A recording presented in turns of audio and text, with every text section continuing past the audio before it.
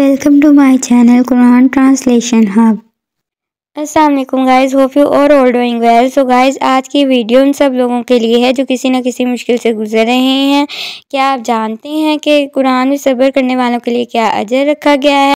आज हम सिर्फ 1 मिनट में सब्र की असल हकीकत को समझेंगे कुरान की रोशनी में। सो वीडियो को एंड तक वॉच करिएगा। अगर आपको मेरी वीडियो अच्छी लगी है, नहीं भी अच्छी लगी, तो वीडियो को like, comment, share and subscribe लाजमी करिएगा।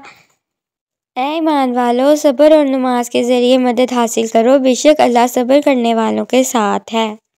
अल्लाह किसी भी जान को उसकी ताकत से ज़्यादा तकलीफ़ नहीं देता।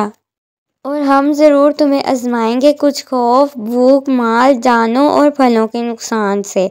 और सब्र करने वालों को खुशखबरी दे दो। वो लोग कि जब उन्हें कोई मुसीबत पहुंचती है तो वो कहते हैं, बेशक हम अल्लाह ही के लिए हैं और हम उसी की तरफ लौटने वाले हैं।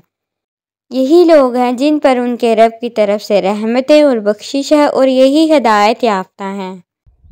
ऐ ईमान वालों, सब्र करो, बेशक अल्लाह सब्र करने वालों के साथ है। मैं अपनी परेशानी और गम का शिकवा सिर्फ अल्लाह से करता हूँ।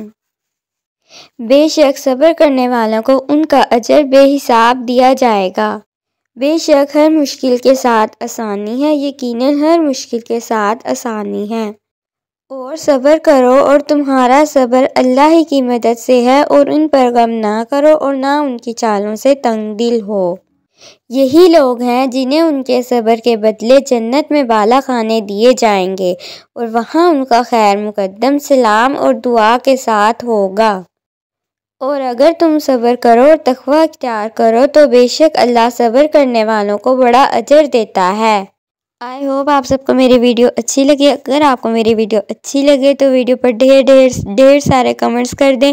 और नेक्स्ट वीडियो किस टॉपिक पर होनी चाहिए मुझे कमेंट सेक्शन में भी ये लाजमी बताइएगा। Thank you.